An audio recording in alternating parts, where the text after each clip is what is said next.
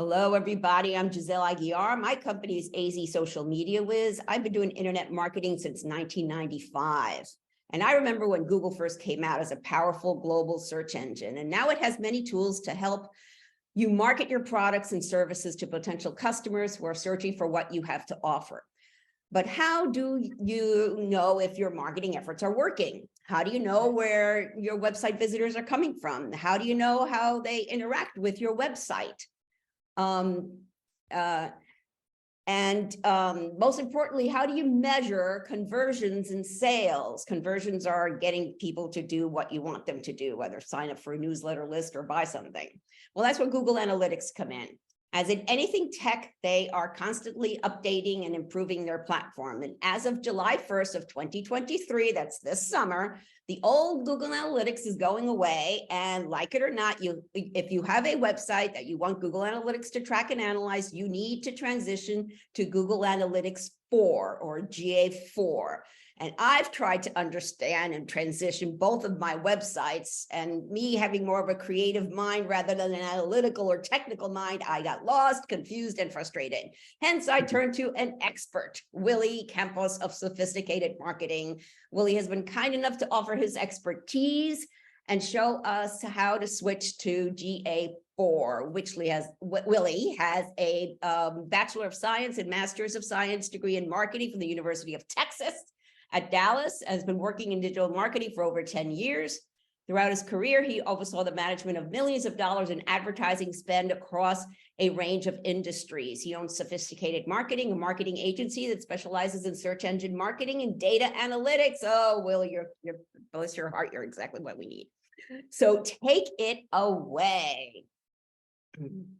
Thanks, Giselle. Yes, as Giselle mentioned, I've been in this industry for quite some time. I've worked both in-house for some software development companies as well as for some large agencies across the country.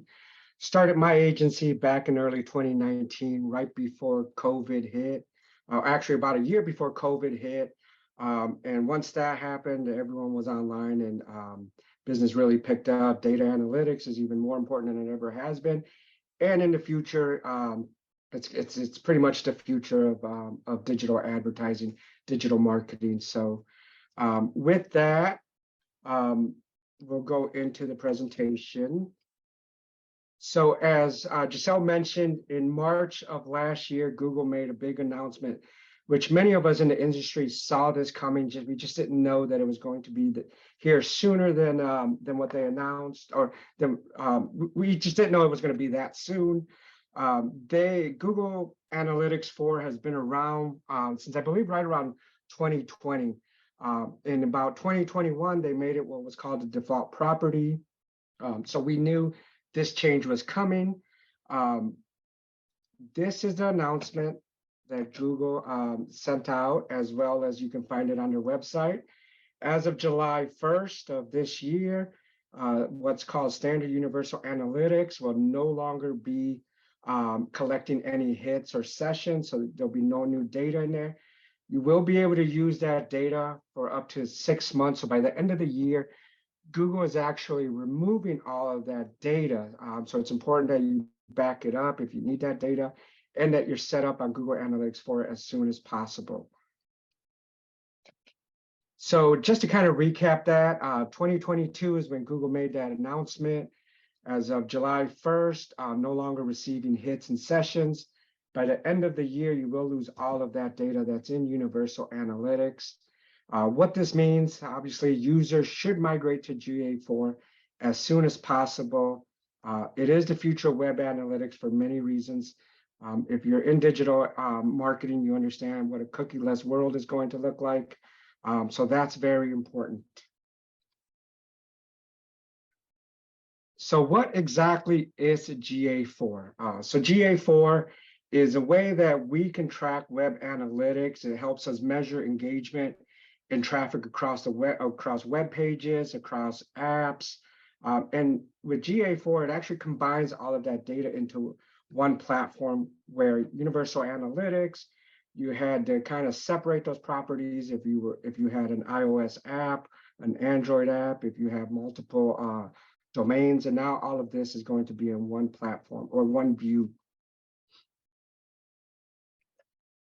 So this is just an overview of what the dashboard looks like. If you're familiar with Universal Analytics, you'll see right off the bat that it's very different.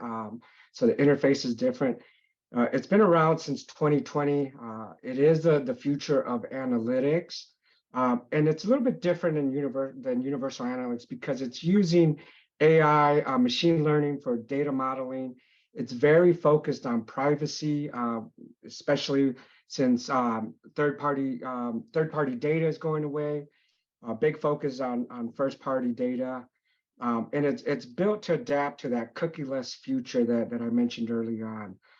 Their data modeling is collecting that data, using the insights, and then activating that data that you have. So what that means is Google Analytics is going to collect that data. It's going to give you insights, whether it's automated insights or whether you're creating specific reports. And then you can actually activate that data and use it in other platforms like Google Ads, Google Business Profile as an example. So now we'll go into the difference of Google Analytics 4 and Universal Analytics.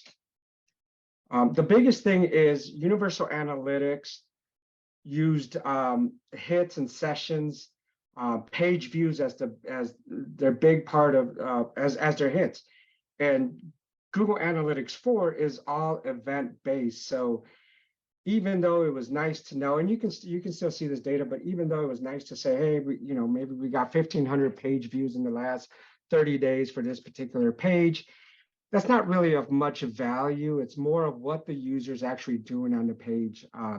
So as you can see as an example here, all of these different hit types are now considered events. There are events that are right out of the box that in the past you had to manually configure certain events to be tracked.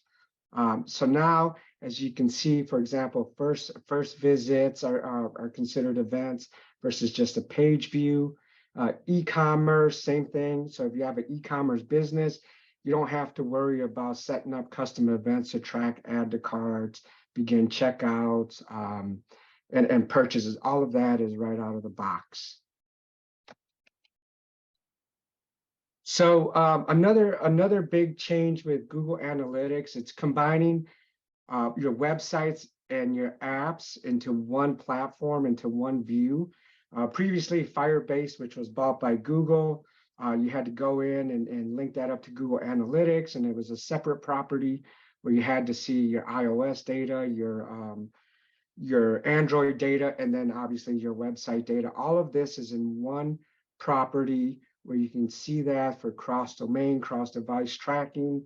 And consumers are very aware now, and they want to know how you're using their data.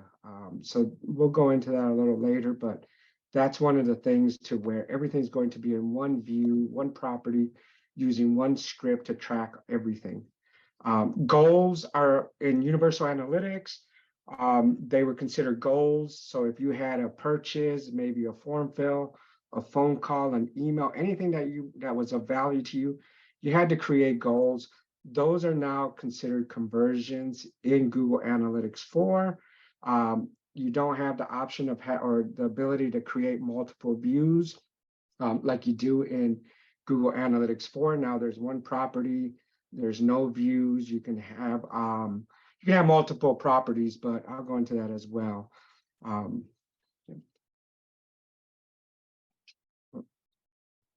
So the different, another big difference is the way that Google defines metrics. So in the past, total users was a main metric. Now we have active users versus engaged users. Same thing with page views. Now it's total number of pages viewed, which is an event. Sessions, goals, as I mentioned earlier. Bounce rate is pretty much non-existent in the new Google Analytics 4. It's still available, but it's not really a metric that has much to do with events. So and just some list there of some definitions. So how to transition to Google Analytics 4? There's a few different ways that we do that. We can use universal analytic tags. Not recommended we go that method. And once we go into the demo, I'll show you how to do that, but yeah, we want to kind of start off pretty much fresh with the data. So this is just an overview. Like I said, we're going to have a demo, but if you're familiar with the interface of Google Analytics, the left side is your account, which you go in, you create an account. So if you're a business or an agency, for an agency, you're going to want to have multiple accounts, one account per client. In this case, you would have one account.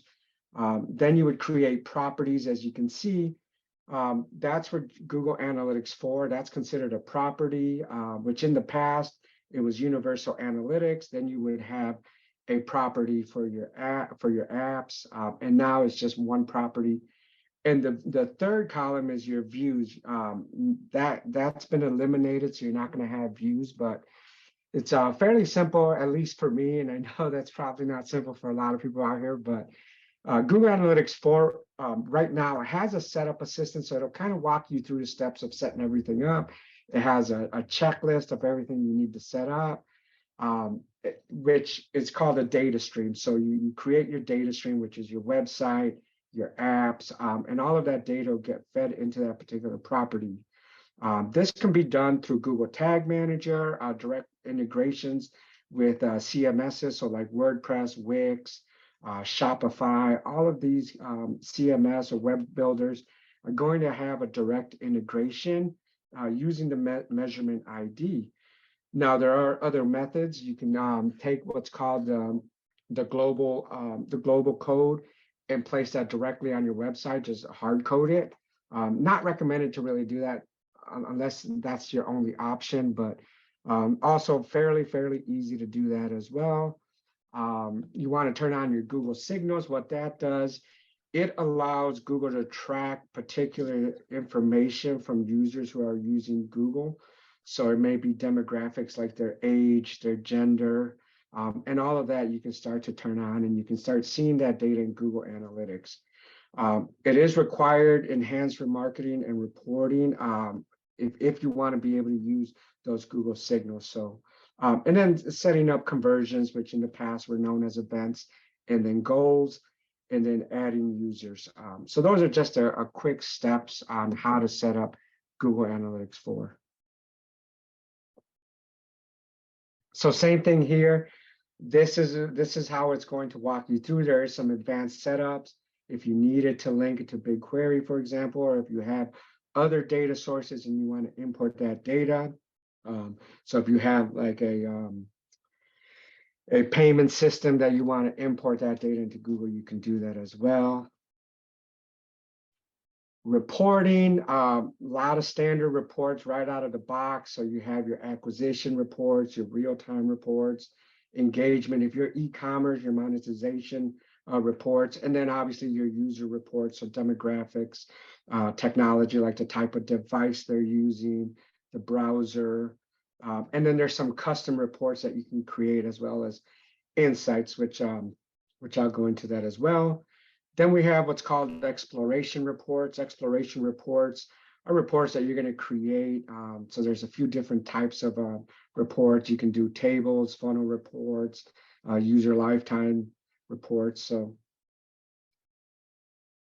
So now we can go into the demo on not just how to set up Google Analytics 4, but also the entire interface. And I'll walk you through all of the different features of Google Analytics 4. So Giselle, did you want to connect us over to the account that we're going to connect?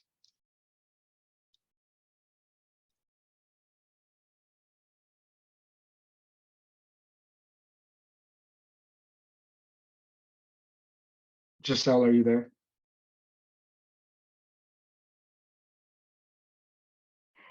Sorry, I'm muted. Okay. Oh, no worries, no worries. Okay, yeah, I made you an admin to it, so you should Oh, have you did. access to That's it. right. That's right. Yes. So let me Okay. go ahead and connect to that really Are there any quick. questions while he's connecting? Please put them in the chat. And I know I went kind of fast, but once we go into the demo, I'll slow things up. That was just an overview of everything. So let me go ahead and share my screen again. Yeah, I think one of the things that had me confused is that everything was now an event.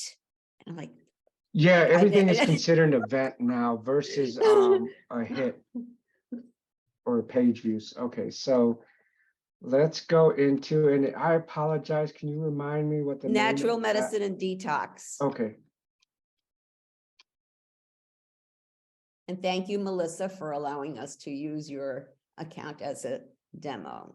Oh, you gave me access to WordPress. Okay, so very first thing we're going to do is we have to create that account. So as I mentioned earlier, once you're in the settings section, here is where you're going to set up those accounts. As you can see, we have multiple accounts, Google Analytics accounts in this.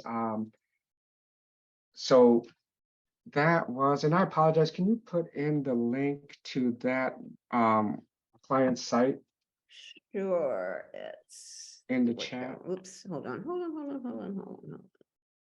Thought I added you.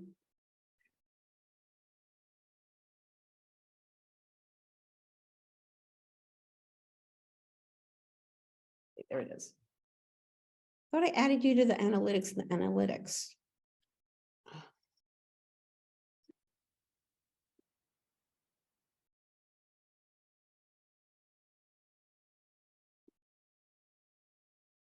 Yeah, they currently have an account. They're just in the old one. There they are. Cool.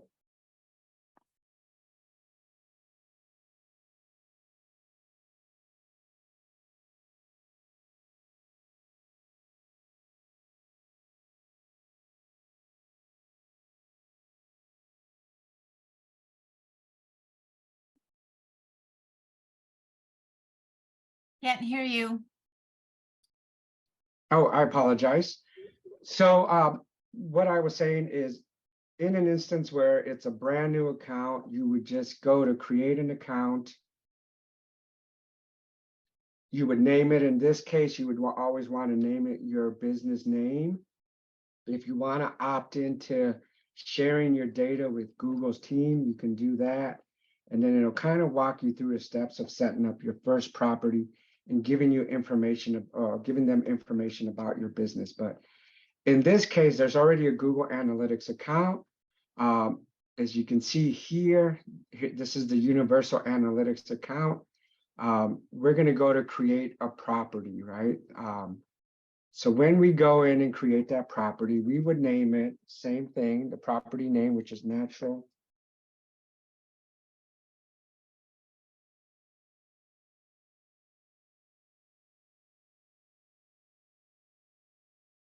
medicine and detox. We would choose, is this business in there is on the West Coast, or do you know where it's located, Giselle? I can probably find that out Phoenix. really quick. Okay. So in this case, we're gonna, and this is for reporting, obviously. So we would choose Phoenix as a time. If it's the currency, if it's e-commerce, you would choose the currency. And then there's also some advanced options. And that advanced option is, do you want to create a universal analytics along with the GA4 property? No reason to do that at this point, I think, just because we're only 7 months away from that property being depreciated. So then we would hit next. We can also use the GA4 setup assistant, as I mentioned earlier, and I'll use that now because creating that property, that's a little bit easier.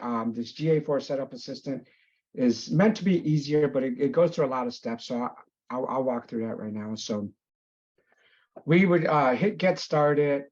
This is just kind of letting you know what you're doing. You're going to create and continue.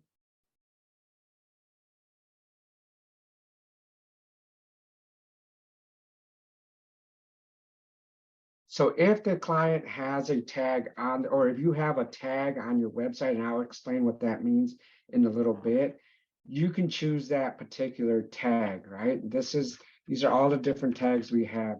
We're going to set up the client with a brand new tag using, like we mentioned, either Website Builder or Google Tag Manager. So this is the next step it's going to take you to. This is the website. It can scan to see if there's any platforms that has a direct integration. Yeah, In she's this got case, she's oh, got go ahead. Sitekit. Yep. Oh, okay, she's got Sitekit. That's right. Mhm. So then we would choose Sitekit. Now we would need to go into the client's website, in the web builder. In this case, it's WordPress, and install the tag, or actually add in the tag. And I'm gonna go to one of our websites, and we can show you how that's done. It's very, very easy. And then I'm also going to show you another option, which is through Google Tag Manager. So in this case, if the client has Google Tag or WordPress, we would go to, and I'll just go to my account to make it easier. And I know not everybody has WordPress, so it's Yeah, he and did- a lot of it yeah. is very similar. So whether you're on Wix, there's an option there for your integration with Google Analytics. That measurement ID that I mentioned, which is up here, that's called the measurement ID. Mhm. That's what we're going to use to do a direct integration. So in this case, the plugin that I use, it's a little bit different than the Google site. What is it called? What did you say? Sitekit. Sitekit, yes. So I use one that's called Google Tag Manager for WordPress, but if we wanted to add it to, let's say, and you know what? Let me add that plugin just so you guys can see. I was just going to what say, a if you direct copy that in the chat, so I have it and I can do it at the same time here on this Yeah. site. So I can go ahead and just install this plugin. It won't take much, and then put in that. I won't activate it, but I can put in that particular measurement ID.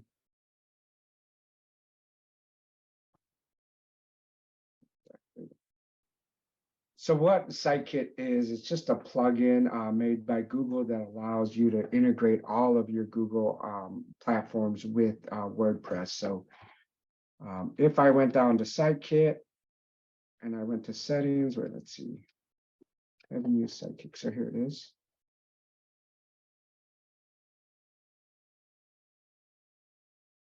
And I want to connect Google Analytics 4, I would sign in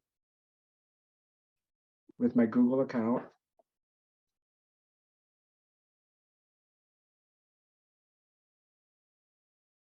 I would continue. And there's other plugins that you can use as well if you're on WordPress.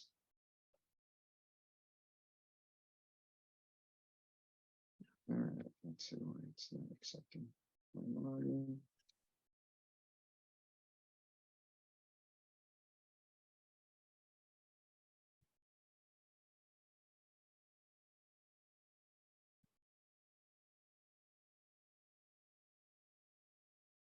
Oh, sorry about that. I need to accept permissions, which is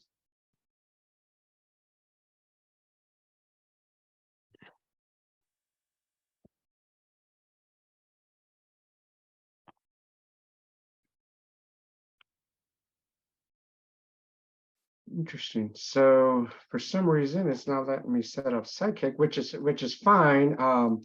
Because all we're doing is plugging in that measurement ID and activating the plugin.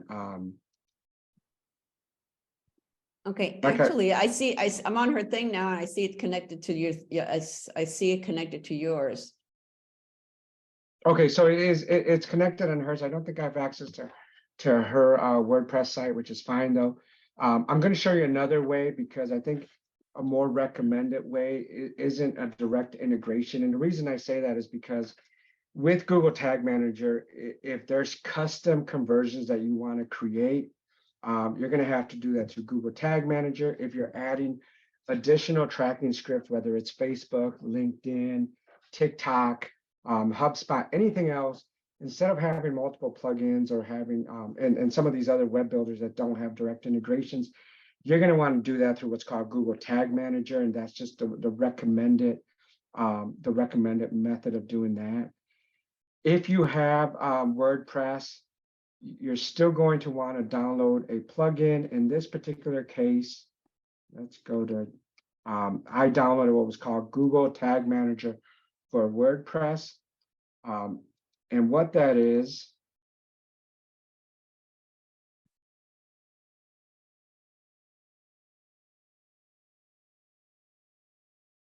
pretty much a container that's going to hold There it is. all of your scripts and any type of customization that you want for tracking is going to be held in that particular what's called a container.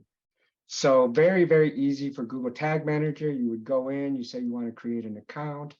I'll name this one testing as an example.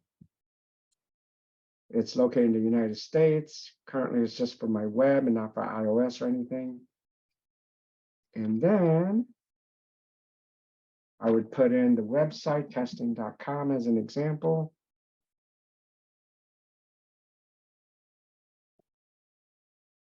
I'm going to accept the terms and conditions. And now we have a Google Tag Manager container. Within there, you're going to, in the admin section, you'll find your what's called your container ID. You would copy that. You would go back to the plugin and just kind of pop it in. That's the exact same thing you would be doing with Google Analytics 4. You would just kind of plug in that that measurement ID. In this case, we'll go back. We'll look at my container and exactly what we need to do. I just got into Natural Medicine and Detox WordPress and the Sitekit plugin, and it just walked me right through it. Now that the Google and the GA4 was set up, it just plugged it right in. I didn't have to copy anything. It just went right. It just connected really quickly. So then from there, yeah, so you can see using those plugins is great. They are fairly limited though. If you want to add additional scripts, if you're using Google Tag Manager, you would just go into tags. You would create a new one, a new tag. And then there's a pre-built tag. It's called GA4 Configuration. You would plug in the measurement ID, same thing you would do on Wix or Shopify or any of these other platforms. And then we'd want this to trigger on all pages. Then we would just hit save. This is already on here, as you can see. Let's see. Was added 2 years ago. Google Analytics 4 measurement ID. And we would go through this entire, so it looks like it's giving you now, and this is something new. So Google is constantly adding new features and new things to Google Analytics 4.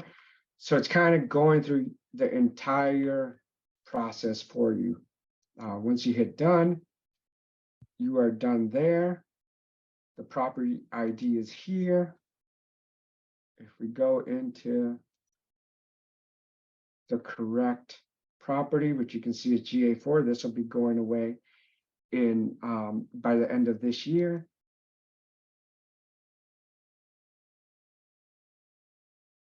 And this is it here. If we went to a particular website, which I'm going to use a demo account. So this is set up now. If we went into a particular, let's go to this demo account we have called Google Analytics 4. We're just going to use web traffic. Okay. So this particular account has data in there. So that way I can kind of walk you through everything and through all of the different features, reporting, what's called debugging. And you can see this is just the homepage for this particular demo account. In the last 7 days, 15,000 users, just some information here, geographical information. But let's go ahead and start with the beginning. So you already are familiar with Setup Assistant. The property settings, if you wanted to go in there and this is just a demo account, so we're not going to be able to update any of this information. But if you wanted to change the name of the property, if you wanted to change the industry category, whether it's maybe retail versus business services, your reporting time zone and any currency displayed. your data streams. This, as you can see, is what I meant by before you had to have a separate property for iOS, for your apps and some for your web. So right here is all of our different data streams that are feeding into this particular property.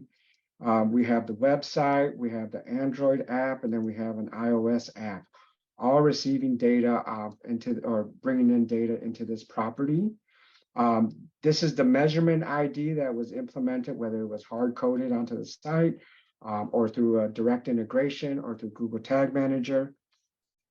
Enhanced measurement. So one of the very first things you're going to want to do when you have your Google Analytics 4 set up is you're going to want to turn on enhanced measurement.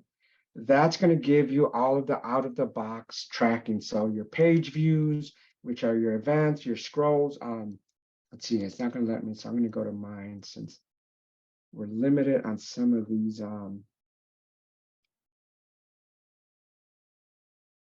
accounts. And I'll be going back and forth just to kind of show you the difference of certain things. So if we went into my domain, my stream, and we wanted to look at all of the different all of the different out-of-the-box measurement that there's scrolls. So if you scroll all the way down to the bottom of the page, that's going to track that it's an event. Outbound clicks, so if a user clicks a link on your website to an external link, it's going to track that. You also have what's called site search. So if you have a search on your website, it can track that, and that's if it has any of these particular parameters. If there's any additional parameters you need to use, you can. So if I'm on someone's website and I search for black Nike shoes, that'll trigger an event for that particular website since I did a search based off of that query. Then we have form interactions, video engagements with YouTube. So if you have an embedded video, it'll start to capture that data as well.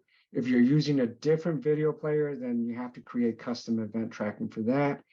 And then if you have any type of file downloads like PDFs and ebooks, things like that, this is all out of the box. So in the past, none of this, you had to go in, well, most of these you had to go in and create custom event tracking in Universal Analytics, where this is right out of the box. If we went down into modifying events, you can go in and you can start modifying events. Let me actually open up another analytics account so you can see if there's any modifications to events.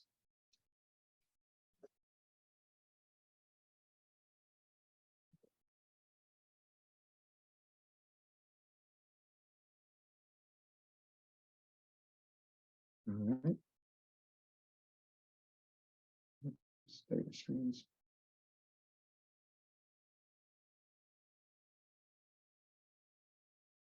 So if there, well, none in here neither. So if you wanted to modify any particular events, you can by going into that option.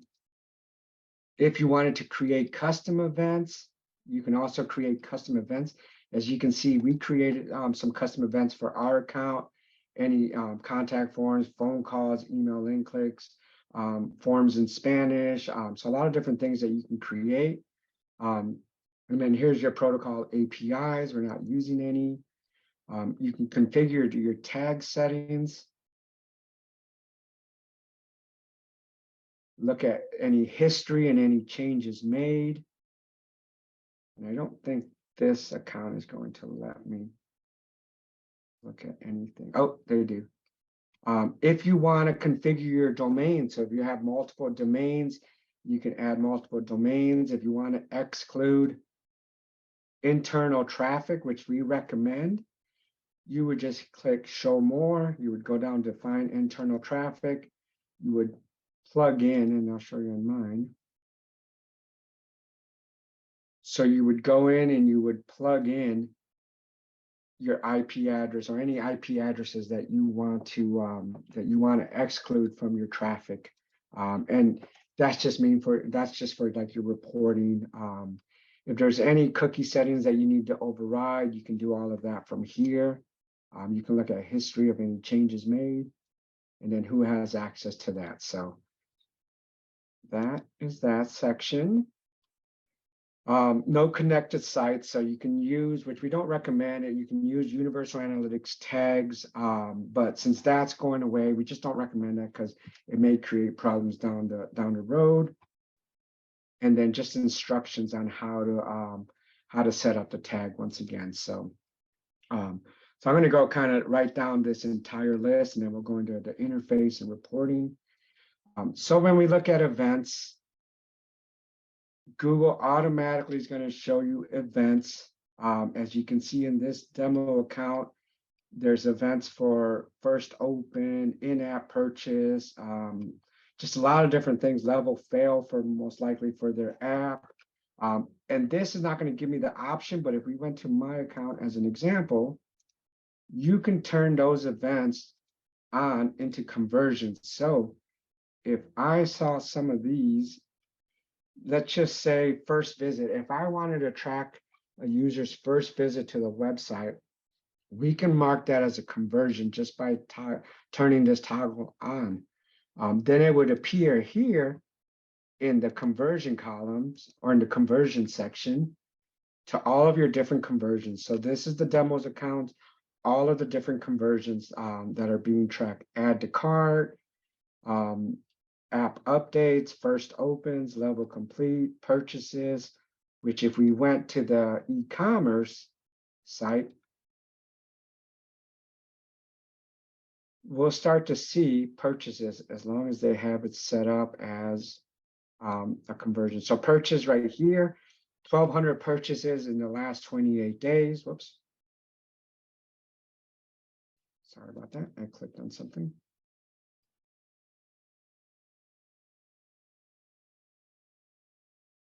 So here's the purchase, or here's the conversions or the events they have set up as conversions.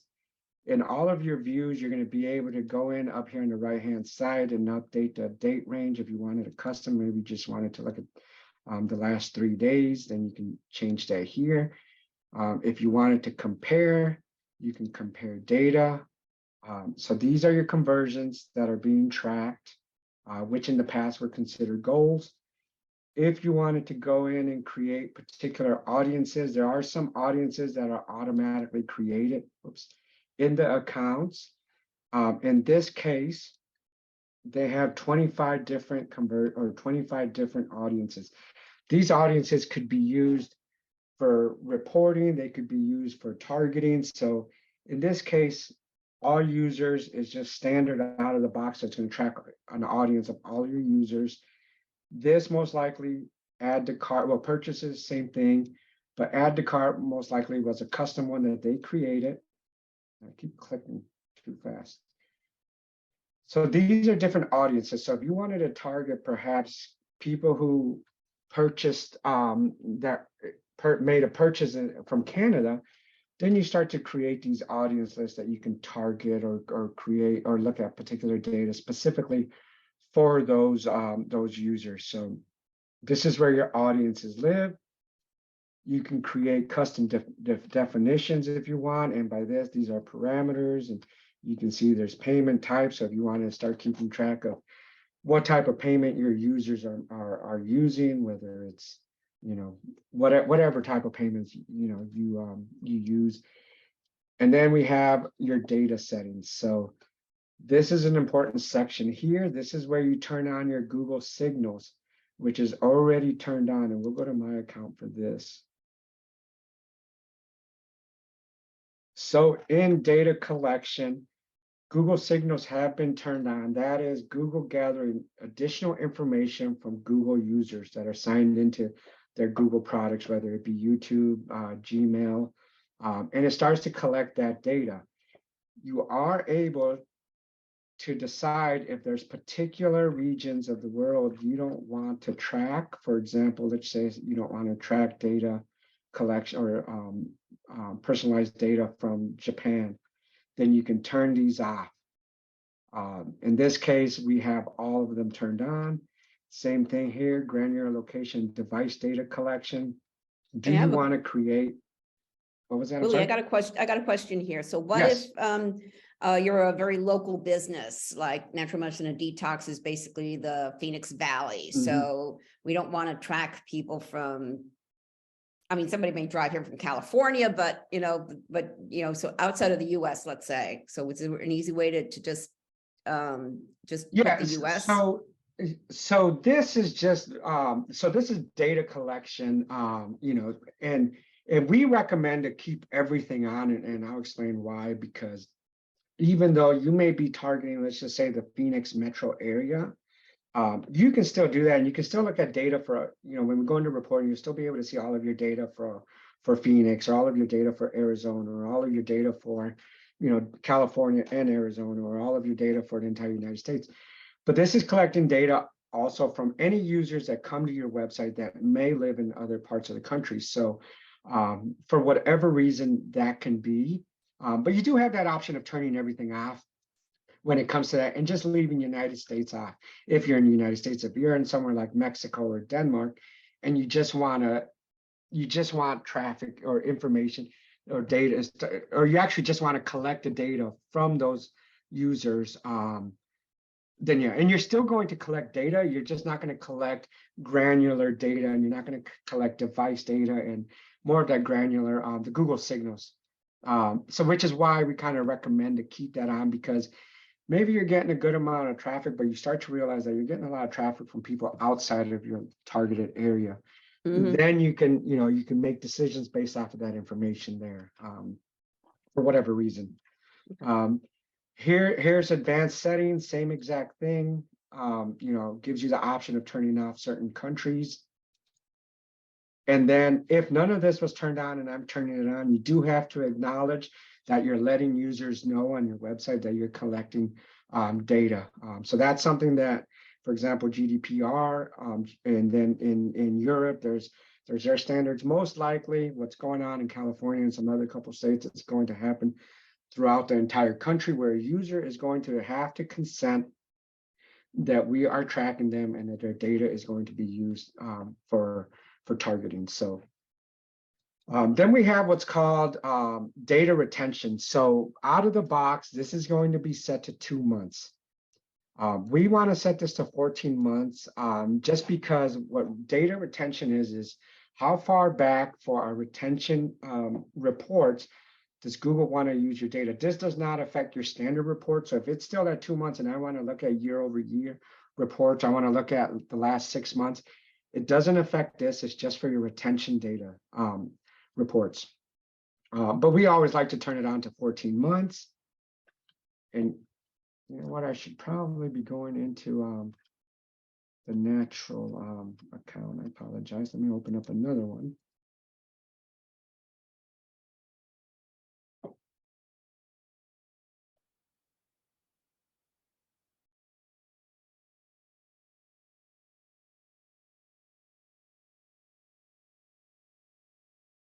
So I'm going to set up some of this for the natural medicine and detox.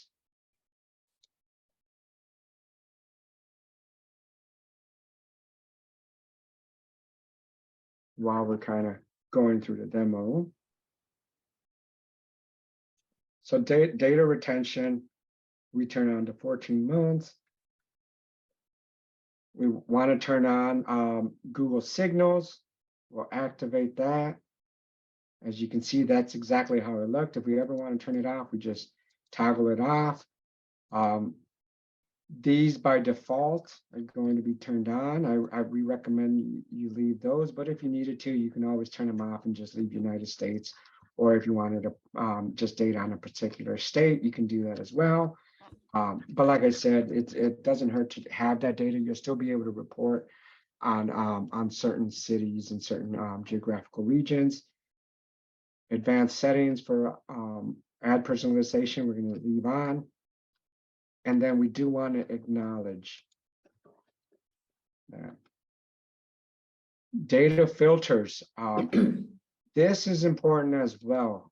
When you go into data filters, for example, we are excluding internal traffic. what that means in your reporting is if I have web developers or myself or anyone on the team is on your website, that's going to skew your reporting, especially because they're constantly on your website, they're spending time, they're doing things under their testing. So you want to exclude your internal traffic. And once you identify those IP, as you can see in this particular case, we have developers and then we have internal traffic.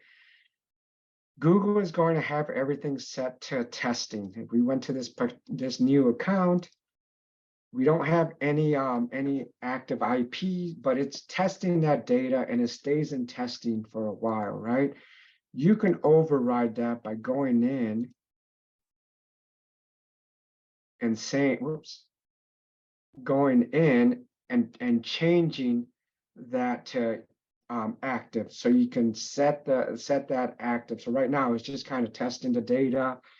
It's in a testing mode. So you'd want to activate that. I would probably activate it almost immediately. So you can start to exclude any of that internal traffic, or if you have developers working on your site, same exact thing you'd want to. In fact, I'm in it right now. Yeah.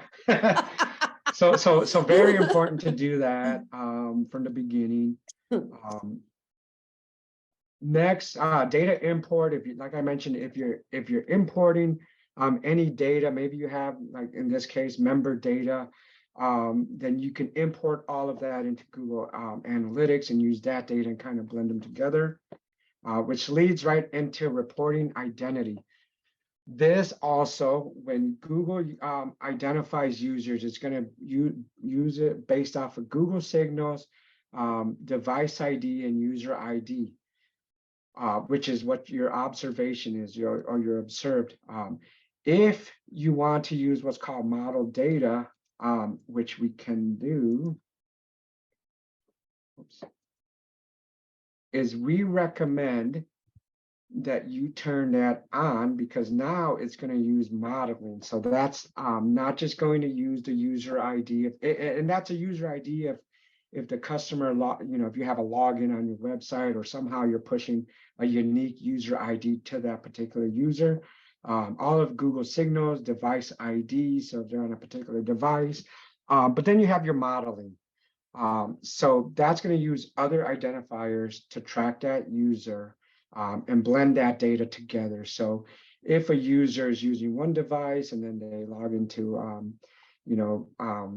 their computer, it's going to use a lot of different things to kind of identify if it's the same user versus just using the device ID in this case, or a user ID if they sign in from multiple devices. Next, we have attribution modeling. So our settings for this is right now it's set to data-driven, which is recommended. That all depends on what your objectives, what your goals are. If there's last click, first click, there's time decay. This is all retroactive. So you can, if you want to look at a report with first click, you can go in and change that to first click modeling, pull your report, and then change back to data-driven if you want. So data-driven is the modeling that we use, but that's, and I'm not sure what Google's using. Let's see what Google's using. Oh, they have us blocked from looking at their data modeling or their attribution. So, and then there's some settings that you can set up here for acquisition, conversion events, and others. So then something nice is that Universal Analytics can have is that you can actually see what changes were made to the account, when they were made, and by who. So in this case, for example, the very last change, well, there were some changes just recently done. These were done by me. If we went into, some of these are not going to have them. Actually, yeah, we have in natural medicine, because I've made some changes there too. Oh, okay. So we went into property change. You'll see here that Giselle made some changes, that I made some changes, and you can see the data filter is internal traffic there. So a lot of nice things that you can see. You can see all of the different changes. So if for some reason you need to just kind of see what's going on if you have multiple people on your team. And then you can also look at any data that's been deleted or scheduled to be deleted. And this works in a case to where you realize perhaps you're collecting too much personalized data on users in California, which violates the GDPR, or not GDPR, forgot what it's called. Their privacy California. laws. So Yeah. what was that? California specific has their own privacy laws. Yeah. GDPR is Okay, Europe. yeah. So then you can go in and you can delete some of that data and you can see who has it scheduled, when it was deleted. Then we'll go into what's called the debug view. This is important. So when you're in Google Tag Manager, as an example, you can test what's going on live in your account. And the reason that you don't want to use your account or your actual the actual view is because if you have multiple people, and I'll go to a live view of this account.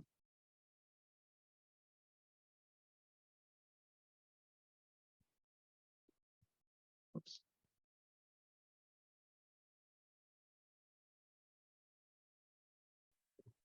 So where is the live view?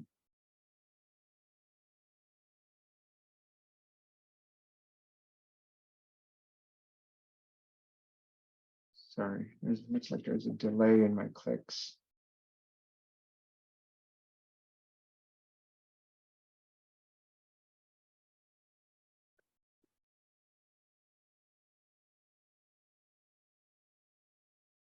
Eliminate live view from that one, so which is fine. So let me go into and show you what I mean by that. So right now, if we're in natural medicine and detox, which actually I'm going to change that account. I'm going to use my account. And I come down to debug view. I go to preview and I want to see what's working, what's not on my website. And I'm going to show you something really nice. So right now, there's nothing going on in my website that's in debug mode. But the moment I connect to it and go to the website,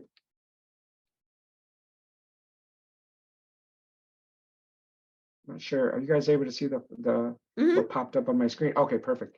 So now we're on my website, and now this debug mode is going to kick in the moment I start messing around on the website. So if I go here and I say, hey, I want to request a free consultation, right? And it takes me to this particular page. I go back here. Now we can see what's going on live. You can see there's a page view, session started. And you can start to go in and you can start to test things out. If I went in and whoops, where's that page? And I clicked on the Spanish page, right? So I go in there and I look at the Spanish page. Then this debug mode is going to, same thing, show another page view. If I wanted to go in and submit a form, anything that I have tracked, it'll start to show everything that's going on in what's called a debug mode. So it's not, you're not getting an extra hit or an extra view or an extra form fill on your website, on your data. It's in here to test and see exactly what's going on. I'm not sure if we have enabled scroll, but if I scrolled all the way down to a page, for example. So this is the bottom of the page. Let's see if I have that enabled. User engagement. Session start. So we don't have that enabled, but you can see how it starts to track okay, we do. Here we go, just a little delay. So here's the scroll. So we scrolled, so it's going to tag that as an event that a user scrolled all the way. Well, it's not going to tag it because we're in debug mode, but if I was just a normal user, you'd be able to track that. If you went in and someone submitted a form, same exact thing, you'll be able to see all of that. So this is how we test to make sure things are working. If we need to create specific forms, and you can see in my case here, in Google Analytics, or Google Tag Manager, that particular tag for GA4 did fire on a page load. So that's the debug mode. So now these product links give you direct integrations to just, I think about 3 months ago, there was only maybe 4 or 5 different products that you can link to. Now you can link directly to Google Ads if you wanted to, and this will push some of your Google Analytics data and your conversions into Google Ads. You have BigQuery, Merchant Center. So if you're in e-commerce, and I'm not sure if this e-commerce is going to give us access to view that, but you can connect it. Yeah, so it's not going to give us the view, but you can connect it to your Merchant Center, Ads 360, if you're enterprise, Search Console, same thing. So if you have Search Console, you'll be able to go in and link that, so you have additional data. So that's kind of the interface. Then we can kind of go into reporting, just so you can see how that all works. So let's go into the Google Flooded account. Actually, we can stay in the merchandise store. So here we're going to have just your home page for your interface. In the past, your real-time reports. This is going to show your last 30 minutes. So you can see in this account, whoops. In this account, there's been 235 users. It breaks it down by country. You can change that if needed. If you wanted to look at city as an example, Chicago has had the most users in the last 30 days. Just some basic information here. You can toggle the different dates if you want to look at the last 28 dates, custom or anything like that. And then some more data reports here, country, sessions, by source. So this is just kind of a dashboard that can be customized. But once we go into reporting, we're gonna, okay, here's where real time is now. So this is just a snapshot, same exact thing as your dashboard. It's gonna have some additional widgets. We went into real time. We can see, and this is why we don't want to use real time report and versus the debug, is there's 233 users on the website in real time. So if I'm in California, in Los Angeles, and there's other users in Los Angeles, I'm not really going to be able to see what I'm doing as granular as if we're in debug mode. So these are your life cycle reports. You got your acquisition reports, where are users coming from, right? Which is just your standard reports. If I wanted to see, in the last 28 days, where are my users coming from? Are they coming from direct traffic? Are they coming from organic? Maybe they're coming from paid shopping or paid search. We can see all of that information here. We can add a second dimension. So if we wanted to look at source medium, for example, we can see Google came from CPC, so your paid search ads. If we wanted to change the date range, like I mentioned, it's up here. If we wanted to look at the last 90 days and we wanted to compare that to the previous last 90 days or the same period last year, here's where our comparison is. So you can now kind of see a comparison of where we were the previous 90 days versus the 90 days prior to that. You can also edit comparisons. And what that means is if I wanted to add a segment of users from the United States and just look at that particular, let's see.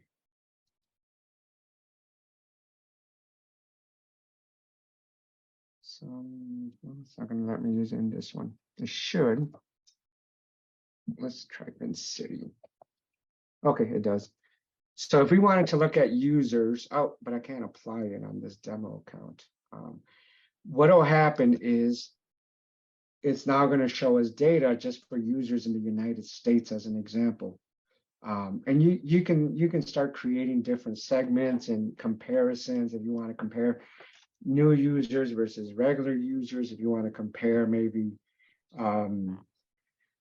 whatever data you want to compare, you can do that there.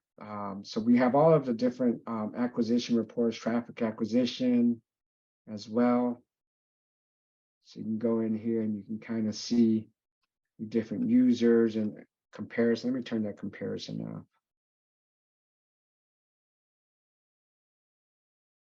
So now we have all of this different data. Then we have your engagement. So what are these users doing on your website, right? This is just an overview of what pages they've been, how their average time per session, how many different events, out of those users, have there been. If you want to look at events, here's where you can see all of your events that are being tracked. So these are all of the events, and looks like there's 28 different events being tracked. So you can get data on use any of these parameters here. Then there's conversions if you wanted to look at conversion data. And like I mentioned, these are just standard reports. You can go in and you can create additional reports. If this is an e-commerce store, which this one is, that's where your monetization reports are. You'll be able to see your revenue, maybe your popular products, items purchased by item name. So in this case, you can see Google Black Wheat Pen. A lot of different information. And then there's your retention data. Most advertisers or most digital marketers aren't going to use retention reports, but if you do need any data on that, here's where your retention reports. And in demographics, if they have Google Signals turned on, then you'll start to see demographics. So here, if we wanted to look at users by country, by city, by gender, so you can see in this account, 63% are male versus 36% female. Interests, so these will give you some good information if you're trying to target or create personas. You can identify what users are on your website. You can also create other reports. Are they engaging? What audiences are engaging with your website, and create personas off of that, or targeting. Obviously, your age. You can look at languages, and then we're going to have our technology reports. So if you're curious or you need to know the information on what browsers are being used. So if you want to know what browsers, for in this case, it's Google Chrome. If you want to know new versus used, if it's desktop, mobile, tablet, screen resolution, a lot of information that you can get from these standard reports. On this, up here on the right-hand side, you're going to see what's called an insights, the ability to get insights. When you click on that, this is what I'm talking about when they say automated insights, that Google's going to give you information on how to interpret some of the data, and these are just basic. So if, for example, you wanted to know how many of my users on my website came from organic in the last 30 days, those are already there. You would just click on it. It's going to give you the answer, right? So if you wanted to say what type of browser, what browsers are used the most, and you just want that information quick in the last 30 days, you can see that here. And Google will start adding more and more automated insights with time. So just a lot of good information there. If you wanted to know what are your top pages and screens by, I forgot what that said, by views. So you can see your home page. In most cases, that's going to be the number one. Most views, your shopping cart, and they can start to see if there's any pages that are getting the least or the most, and then the least interaction or traction. So those are the reports when it comes to the standard reporting. Then we're going to go into Explore It. This is where we would create additional reports, and there's a few different options. You can create free forms, which is like tables, funnel explorations, path explorations, and segment overlaps. if we went into this free form, for example, report that's created, here's where we can add in all of our different segments. This is a drag and drop report. So if I wanted to drag this mobile traffic and move it into this row section, I would just kind of drag it. This is just a demo account, so it's not going to let us. So this is where we would create those reports. And these are more like customized reports. If there's particular data you want to know, there's your funnel exploration reports.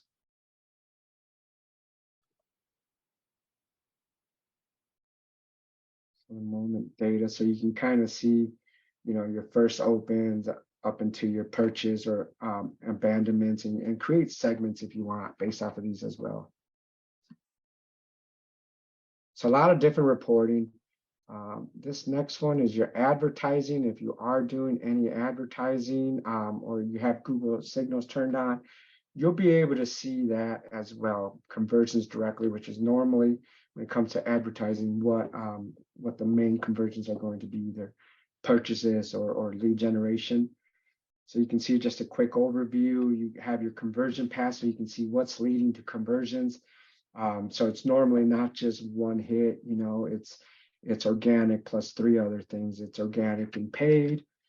You can look at model comparisons. If you wanted to change the model from data-driven to first click or last click, you can do that as well. If there's a particular conversion that you just kind of want to view, let's just say purchase, we can look at just purchases and which channels these purchases were coming, as well as the revenue. Okay, Willie, we have a question. Yes. Ryan asked, if users buy interest in blank, how long does it take to populate? That depends on when, if Google has the data on those users that are interacting with your website. So if you turn it's not retroactive. So if I turned it on today, I'm not going to see that for a user from yesterday or the day before. Normally you're going to get data 24 to 48 hours afterwards. There's that delay process while Google collects the data and they analyze it. So you have that 24 to 48 hour period. However, Google has to have that data on that user. If it doesn't, then you're not going to see anything there. So that's how long normally it would take for it to populate, as long as the data is available for Google to be able to analyze. So yeah. Okay, cool. Any other questions? Keep going. Yeah, because we are kind of hitting the end, so we can open it up to any questions. I know I kind of went fast. There's just a ton of stuff to go over. Yeah, again, this is being recorded, so you can view it again later and pause and so forth as you go through it, depending on what you get done. But Willie, tell us about what you can do for us, how you can help us. In fact, that was the next question. How do we get in touch with Willie? Great. So, our primary focus and core product is digital advertising. So, but with that is data analytics. So we want to know who we're targeting versus who's actually going to our website, what they're doing. And as I mentioned, there's ways where you can create personas. You can really get an understanding of your users on your website. So, or app if you have apps as well. So, that kind of they go hand in hand. Data analytics, digital advertising, and a lot of different things of marketing. But yeah, you can through our website, you can reach out to us. Type it into the chat, it would be great, and it'll also be into the email. How will Melissa asks, how will this new GA4 affect my Google My Business page? So your Google which is now called Google Business Profile, so it's not going to affect it in any way. If you have Google Business Profile, you're still going to be able to capture data coming from your Google Business Profile, whether they click on a link to go to directly to your website. But yeah, there's no effect when it comes to your Google Business Profile and Google Analytics 4. You obviously want to have Google Analytics set up so you are tracking that data. on where users are coming from, whether it's Google Business Profile or anything else. Yeah. And Arlene just made a comment here that she hasn't used Google Analytics for like over 10 years. So she's trying to get started again. And that's just it. Google Analytics is like really super important because you're going to be doing a lot of marketing